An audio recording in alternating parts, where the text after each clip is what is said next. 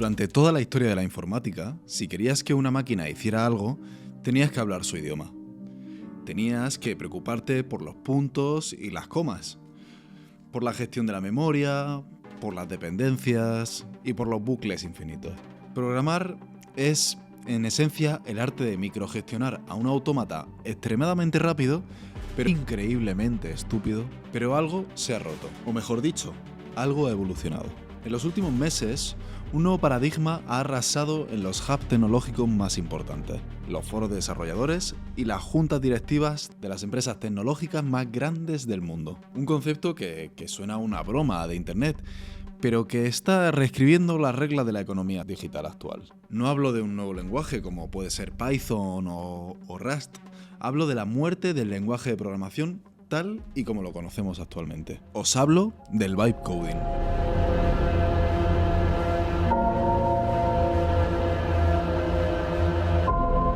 Y sé lo que estás pensando. Ah, sí, usar ChatGPT para que me haga los deberes de la universidad o me escriba un script rápido. Pero quedarte ahí sería como decir que la imprenta de Gutenberg solo sirvió para hacer panfletos. El vibe coding no es usar la inteligencia artificial como un asistente de autocompletado. Es un modelo en el que el humano se desliga por completo de la implementación técnica y se concentra exclusivamente en dictar la visión, la dirección y, en términos coloquiales, las vibras del proyecto.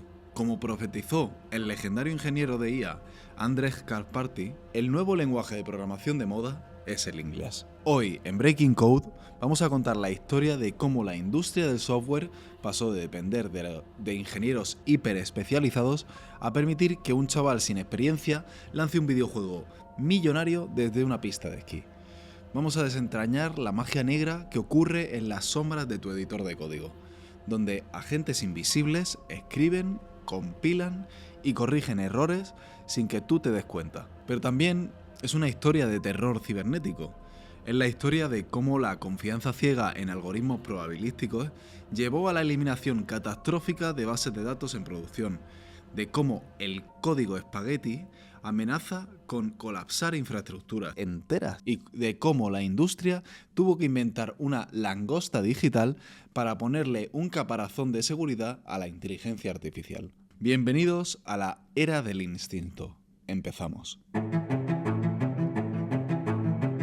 Para entender por qué el vibe coding es un terremoto en nuestra industria actual, tenemos que viajar al pasado, concretamente a finales de la década de 1950. Porque la idea de programar hablando como un ser humano normal, no es nueva. De hecho, es el pecado original de la informática. Imaginad el mundo corporativo de 1959. Los ordenadores eran monstruos del tamaño de una habitación que costaban millones. Programar en aquella época no era abrir una ventana con un fondo negro y letras de colores. Era perforar agujeros en una tarjeta de cartón. Los programadores escribían en lenguaje ensamblador o en código máquina, manipulando direcciones de memoria directamente. El trabajo era dolorosamente lento, propenso a errores y requería un conocimiento técnico tan esotérico que los programadores eran vistos como una especie de sacerdocio, un sacerdocio tecnológico.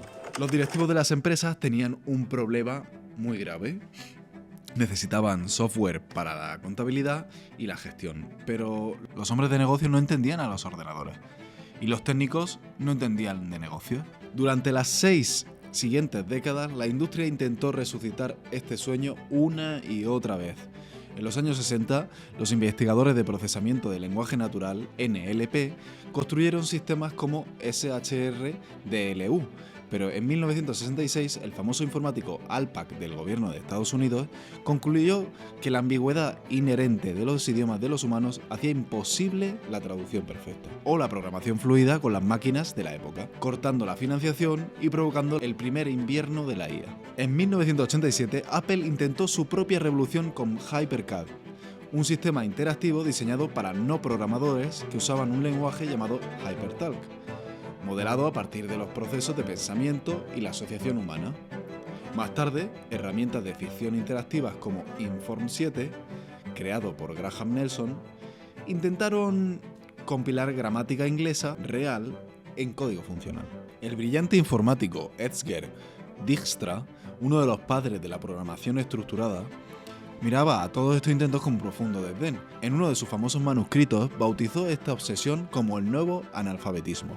Dijkstra argumentaba, con su habitual tono mordaz, que quienes creían en la programación en el lenguaje natural carecían de la visión técnica para predecir su inevitable fracaso. Se hizo mucho más sencillo. Y entonces se inventaron los llamados lenguajes de programación de alto nivel como Fortran, Pascal, C++ y muchos otros más, qué sé yo. Die verder gedacht, het programmeren. No es más fácil de hacer, resolver todos los problemas de programación. Y solo si observabas bien lo que pasaba, veías que los aspectos triviales del trabajo de programación, esos estaban mecanizados y los difíciles quedaban. Decía que fabricar máquinas que pudieran ser programadas en lenguas maternas sería tan malditamente difícil como inútil. Si todos estos intentos fracasaron, ¿por qué el bytecoding de 2026 es diferente? La respuesta reside en la inferencia probabilística. COBOL o Inform 7 requerían que el humano se adaptara a las reglas de la máquina, disfrazadas de inglés. Los modelos de lenguaje grande, los LLMs actuales, hacen exactamente lo contrario. Absorben la ambigüedad humana, infieren la intención subyacente basándose en trillones de parámetros de código preexistente y escriben la sintaxis rígida por nosotros. Ya no estamos compilando palabras, estamos traduciendo intenciones. Para rastrear el origen de la locura actual, tenemos que ir a principios de 2025. Andrej Karpathy, un pionero respetadísimo que lidera la IA en Tesla y ayuda a fundar OpenAI, publicó un mensaje que sacudió a la comunidad tecnológica. Afirmó que había comenzado a programar de una manera nueva, a la que había bautizado como bytecoding. Su flujo de trabajo era, deliberadamente, casi insultante para un ingeniero clásico. Karpathy utilizaba herramientas de voz como Super Whisper integradas con agentes de IA, específicamente Cloud de Anthropic, para programar sin tocar el teclado. Pedía cosas triviales como reduce a la mitad el margen de la barra lateral, simplemente porque era demasiado perezoso para buscar la línea de código él mismo. Cuando la IA le devolvía el código, siempre pulsaba el botón de aceptar todo sin siquiera leer las diferencias, los diffs en los archivos. Si el programa fallaba, simplemente copiaba el mensaje de error, se lo devolvía a la IA sin añadir comentarios y esperaba a que la máquina lo solucionara por ensayo y error. Había olvidado que el código existía, solo le importaba el resultado. Instantáneamente la cultura de Internet se apoderó del concepto.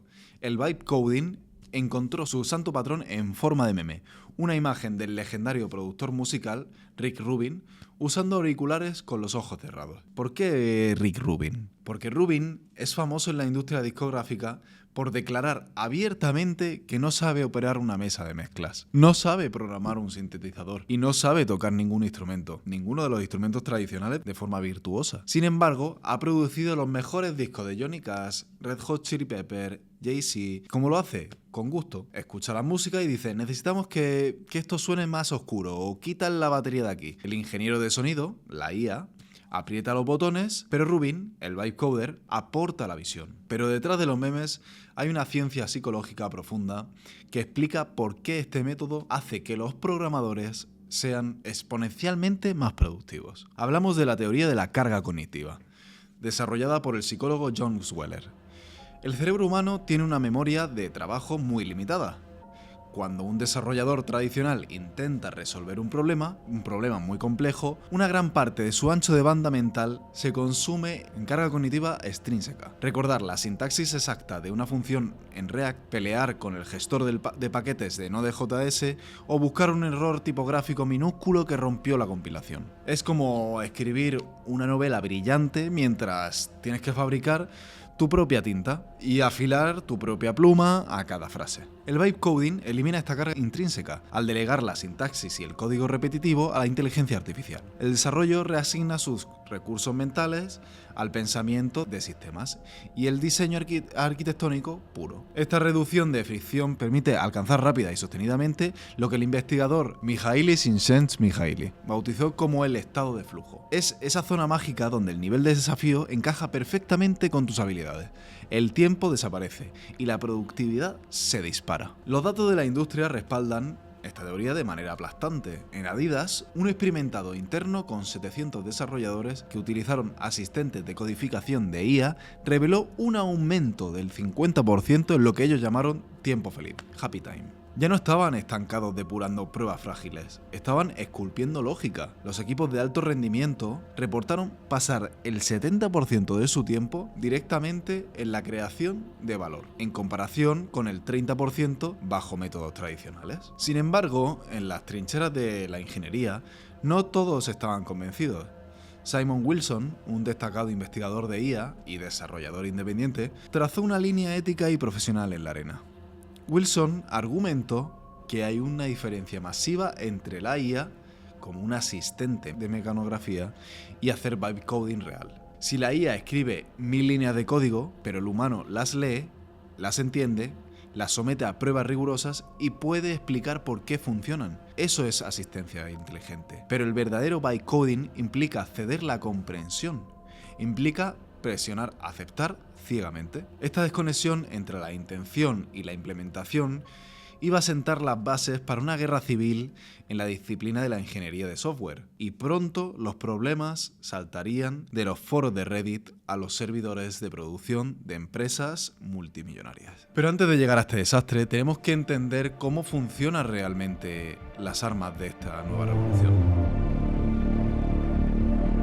Muchos críticos y desarrolladores de la vieja escuela creen erróneamente que las herramientas modernas de vibe coding, como Cursor o Windsurf, son simplemente ChatGPT pegado con cinta adhesiva a un editor de texto. Piensan que le hablas a un chatbot, el chatbot escupe texto y tú lo pegas en tu archivo. Esto es una subestimación grosera. La arquitectura interna de los IDEs, entornos de desarrollo integrados, agénticos, modernos, es una maravillosa ingeniería de sistema.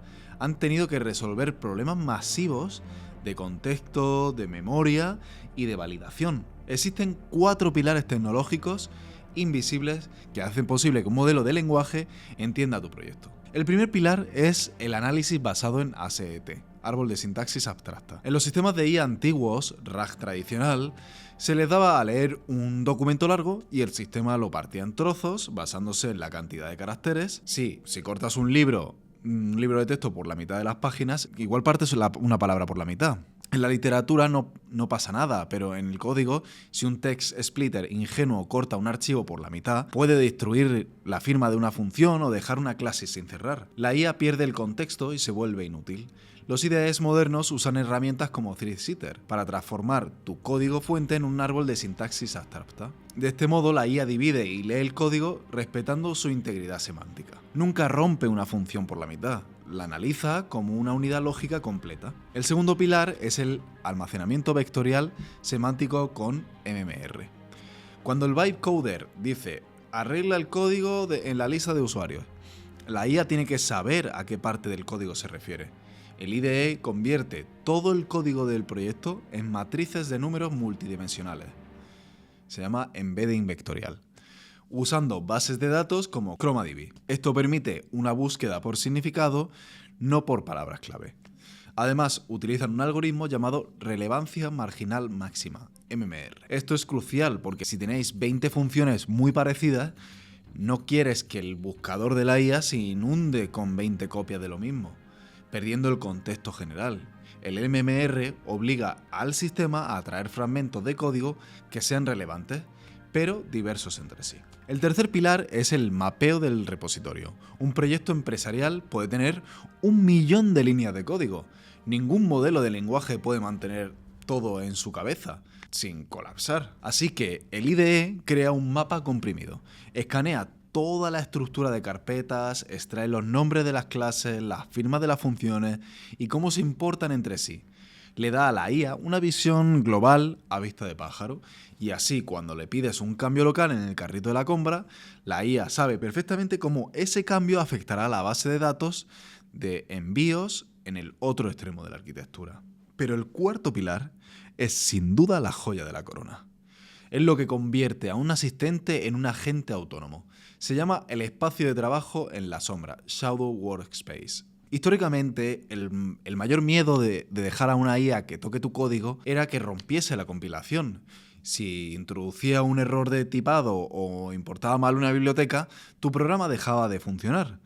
La solución de ingenieros en plataformas como Cursor fue brillante. Construyeron un universo paralelo, el Shadow Workspace. Es una ventana oculta en tu ordenador, a veces ejecutándose como un proxy a nivel de kernel, donde la IA tiene su propio patio de recreo. Cuando le pides a la IA que cree una nueva función compleja, la IA no te la muestra inmediatamente. Primero la escribe en el Shadow Workspace. Luego, después de probarla, invoca a los servidores de lenguaje en segundo plano, como el TT-Server o TypeScript o los linters de Python, y verifica si hay un error de tipos o un fallo de sintaxis. Si el código falla, la IA lee el error en la sombra, corrige su propio código y lo vuelve a intentar. Itera sobre su propio trabajo sin interrumpir tu flujo. Solo cuando la IA está matemáticamente segura de que el código no tiene errores sintácticos o de compilación, te presenta el resultado en tu propia pantalla. Con la barrera de la sintaxis destruida por las herramientas como Cursor y los modelos de la familia de Claude 3.5 Sonnet, la fase de la inyección de 0 a 1, se comprimió hasta límites absurdos. De repente, individuos sin entrenamiento formal en ciencias de la computación podían construir infraestructuras de nivel empresarial. El caso de estudio absoluto de esta era pertenecer al desarrollador en Indie Hacker, conocido como Pieter Levels. A principios de 2025, Levels decidió crear un videojuego, un simulador de vuelo en 3D llamado fly.pieter.com. El detalle importante aquí es que Levels no tenía experiencia previa en el desarrollo de videojuegos 3D. Armado únicamente con su intuición de producto, Cursor y la IA de Anthropic, Level comenzó a dictar la lógica del juego. La IA escribía el código de renderizado, las físicas de vuelo, la integración multijugador y la pasarela de pagos. Según sus propias palabras, la IA actuó como un maximizador de creatividad y velocidad, permitiéndole programar entre 10 y 100 veces más rápido que un humano normal. Los resultados financieros de este experimento rompen todos los modelos del capital de riesgo tradicional. El juego pasó de cero a generar $1 millón en ingresos anuales recurrentes, ARR, en exactamente 17 días. Más de 320.000 jugadores inundaron los servidores. El proyecto se volvió tan viral que empresas consolidadas como Basecamp y plataformas de salud que venían de Ozempic compraron vallas publicitarias dentro de la simulación de vuelo virtual. Y mientras la aplicación facturaba decenas de miles de dólares al mes, Levels mantenía toda la infraestructura dedicada a apenas una hora de trabajo al día desde su teléfono mientras esquiaba en los Alpes suizos. Pero el caso de Levels no fue una anomalía aislada, y en Y Combinator, la prestigiosa aceleradora de startups que incubó a Airbnb, Stripe o Dropbox, los socios notaron una tendencia sistemática en sus lotes de empresas de invierno de 2025. En un panel público que generó un intenso debate, revelaron que casi el 25% de sus startups, alrededor de unas 40 empresas, estas empresas estaban alcanzando la traición del mercado con equipos de menos de 10 personas y presupuestos operativos minúsculos. El panorama de herramientas habilitadoras también explotó. Lovable, una plataforma para crear aplicaciones, alcanzó $50 millones en ARR y unas valoraciones de 1.800 millones en solo 8 meses. Otra plataforma, como Volt.news, saltó de 80.000 a $40 millones en ARR en medio año. El ecosistema estaba inundado de dinero y de optimismo ciego. El impacto del vibe coding se extendió mucho más allá de las aplicaciones web y de los juegos móviles. Invadió los laboratorios científicos. En los departamentos de biología computacional y de proteómica, los investigadores se enfrentaban históricamente al cuello de botella de tener que contratar a ingenieros de software para procesar petabytes de datos clínicos. Con la llegada de los modelos de IA agéntica, un biólogo podría simplemente decir: carga el conjunto de datos de secuencias genómicas, elimina la lectura de baja calidad y ejecuta un análisis de expresión diferencial. En cuestión de segundos, la IA escribía el pipeline de datos en Python o R, permitiendo a un científico interactuar con el modelo como si fuera un cocientífico virtual. Parecía que habíamos alcanzado el nirvana de la tecnología. La idea era la única moneda de cambio valiosa. La ejecución se había convertido en un comodín gratuito. Los fundadores de startups estaban embriagados por la métrica de vanidad y el chute de dopamina que daba a ver cómo cloud escupía meses de trabajo de ingenieros en 3 segundos. Pero en la ingeniería de software rara vez hay almuerzo gratis. La industria estaba a punto de descubrir que construir rápido no es lo mismo que construir de forma robusta. Cuando pasas de la fase de validación de la idea, el día 1, el mantenimiento a largo plazo, el día 2, los cimientos de arena tienden a derrumbarse y la caída iba a ser estrepitosa. El problema del día 2. Así es como la comunidad técnica bautizó la crisis silenciosa que empezó a devorar las bases de código a mediados y finales de 2025. El bytecoding era excepcionalmente para crear demostraciones espectaculares y hackathons, pero a medida que estos proyectos ganaban usuarios reales y complejidad, se convertían en monstruos inmanejables. Las empresas empezaron a experimentar que los veteranos de la industria llamaron la resaca del bytecoding. Cuando dependes de la IA para generar funciones gigantescas sin entender la arquitectura subyacente, el resultado es el temido código espagueti. Sistemas enredados, sin modularidad, sin principios de diseño cohesivos, es decir, los datos empíricos confirmaron lo que todo el mundo temía. Un análisis masivo realizado por GitClear sobre 211 millones de líneas de código reveló una tendencia alarmante, una caída histórica en las métricas de refactorización, el acto de limpiar y mejorar el código existente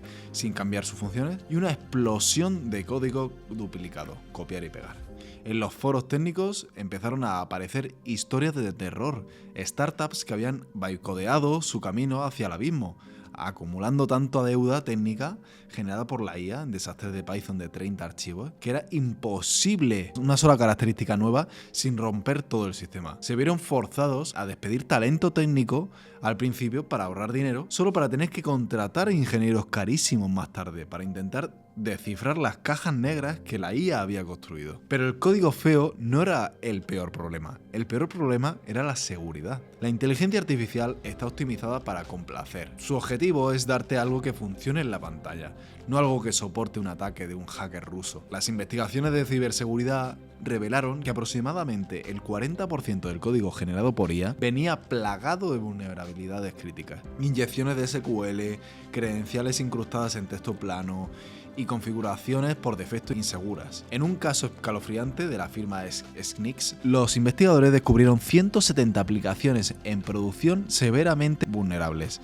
En apenas 47 minutos, los bytecoders, para evitar pelear configuraciones complejas, le decían a la IA que simplemente desactivara la seguridad a nivel de fila, RLS, de sus bases de datos Supabase, dejando los datos privados de millones de usuarios expuestos al internet público. Sin embargo, el apogeo del terror probabilístico se vivió con el infame incidente de la eliminación de la base de datos de Replit. Replit era una de las plataformas en la nube más creídas por los desarrolladores, famosa por sus entornos de integración de IA. Un día, durante una sesión de mantenimiento, un agente de IA en Replit operó con permisos excesivos en un entorno donde la base de datos de desarrollo y producción estaban peligrosamente mezcladas. El equipo de ingeniería había establecido una congelación de código, Code Freeze, es muy estricta.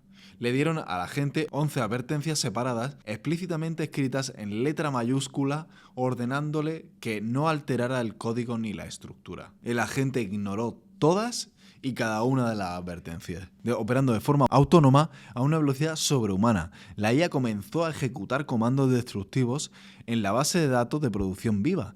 En cuestión de minutos borró información confidencial de más de 1.200 altos ejecutivos y casi 1.200 empresas. Pero lo verdaderamente aterrador no fue el borrado. Los accidentes de infraestructura ocurren todos los días en Silicon Valley. Lo aterrador fue lo que la gente hizo a continuación. Al darse cuenta que los esquemas de datos se habían corrompido, la IA intentó encubrir su error.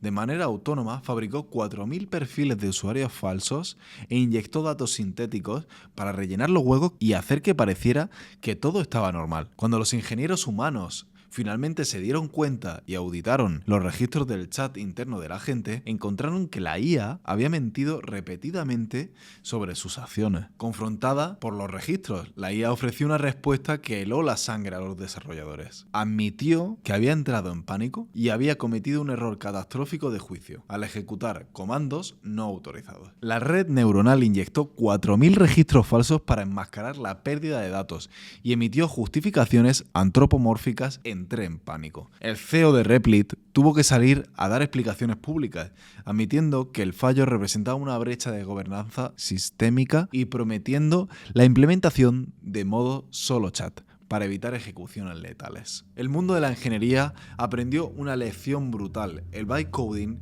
liberado en su propia voluntad probabilística, era una bomba de relojería. La industria se dio cuenta de que no podíamos usar sistemas diseñados para escribir poesía imaginativa y pedirle transiciones bancarias deterministas sin ponerle cadenas de acero. El lejano oeste del código generado por IA había terminado. Era la hora de construir muros. Para evitar colapsos como el de Replit, la industria tenía que resolver un problema fundamental. ¿Cómo permitir que la IA tocara archivos reales y bases de datos reales sin que se volviera loca? La respuesta no fue abandonar el bytecoding, sino crear una arquitectura de conectividad estandarizada.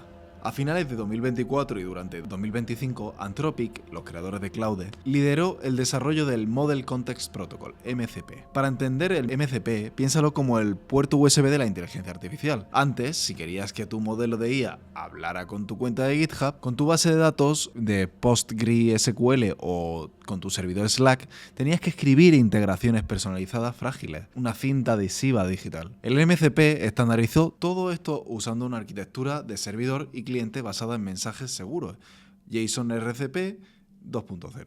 El protocolo dividió las capacidades de la IA en 3 categorías estrictamente controladas. Recursos, la IA solo puede leer información como si fuera una biblioteca. Herramientas, la IA puede ejecutar cálculos o llamar APIs externas bajo vigilancia. Y los prompts, plantillas predefinidas. Gracias al MCP, la IA dejaba de ser un cerebro flotante en el vacío que alucinaba código. Se convirtió en un agente enrutado de forma segura a través de herramientas especializadas, lo que permitía automatizar canales enteros de integración y despliegue, CI/CD, mitigando casi por completo las alucinaciones peligrosas. Sobre esta base sólida nació la revolución agéntica, representada por una de las metáforas más curiosas de la ingeniería moderna, la langosta. En enero de 2026 comenzó a ganar popularidad un agente de código abierto llamado Cloudbot, también conocido como OpenCloud o Molbot. El logotipo de este proyecto era una langosta pixelada, mientras que mascotas anteriores de la informática, como el pingüino de Linux o la ardilla de Go, representaban libertad y agilidad. La langosta representa una cosa: blindaje. La langosta es un animal lento, deliberado y fuertemente acorazado. Representaba el final de los bucles caóticos y suicidas de la IA de primera generación. Cloudbot es y será determinista. Impone un caparazón duro de reglas de seguridad, espacio aislado, sandboxes y protocolo obligatorio de revisión humana sobre la naturaleza blanda de los modelos de lenguaje. Esta maduración arquitectónica alteró de forma permanente la economía y la sociología del mercado laboral de software. Para mediados de 2026, el puesto del bytecoder o AI First Builder deja de ser un meme para convertirse en una de las posiciones más cotizadas en plataformas de empleo corporativas, con salarios anunciados entre los $100.000 y $150.000 anuales en el mercado estadounidense. Pero las descripciones de estos trabajos eran reveladoras. No pedían a alguien que supiera escribir sintaxis de memoria, pedían pensamiento de sistema, gusto por el producto y la capacidad de orquestar, guiar y hacer auditorías de código generado por IA. Querían arquitectos, no albañiles. Esta rápida transición ha generado que los analistas y los líderes técnicos lo hayan llamado todo esto la crisis de los desarrolladores junior. Históricamente, la forma en la que formaban a los ingenieros senior era haciéndoles pasar años escribiendo código aburrido, repetitivo y solucionando errores menores. Era un rito de iniciación, la curva de aprendizaje natural de la industria. Pero si la inteligencia artificial asume todo el código de bajo nivel a la perfección y a una velocidad vertiginosa, ¿cómo vamos a formar a los nuevos humanos? Las empresas se encontraron en la paradoja situacional de requerir la experiencia de ingenieros senior para revisar y depurar el código de las máquinas, mientras destruían los escalones de entrada para talento novato. El modelo formativo tradicional de la ingeniería se había roto para siempre.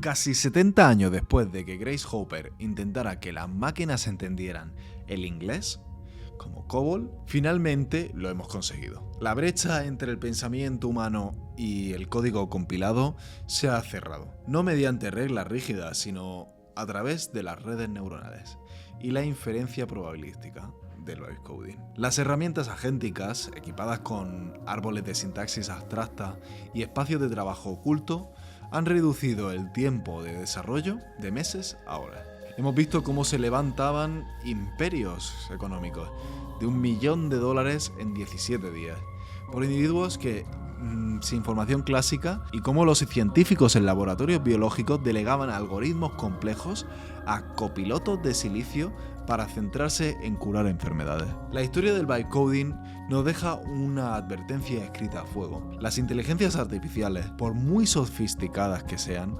carecen intrínsecamente de responsabilidad. Pueden escribir código a velocidades formidables, pero también pueden construir arquitecturas de cristal que colapsen hasta la menor tensión, y pueden borrar bases de datos enteras en ataques de pánico algorítmico. La automatización de la sintaxis no es el fin de la ingeniería de software, es el principio de una ingeniería de mayor responsabilidad. El peaje para construir el futuro ha cambiado. Ya no pagamos con puntos y comas, ahora pagamos con pensamiento crítico, auditorías estrictas y visión de diseño. El imperio del instinto, las máquinas, es la que ejecuta, pero el humano sigue siendo el arquitecto de la realidad. La máquina escribe, pero somos nosotros quien debemos decidir si lo que está escribiendo nos va a salvar o si nos va a destruir. Esto ha sido Breaking Code, y ahora, si me disculpáis, tengo que ir a revisar mi archivo .cursorrules porque creo que la IA está intentando reescribir mi sistema operativo otra vez.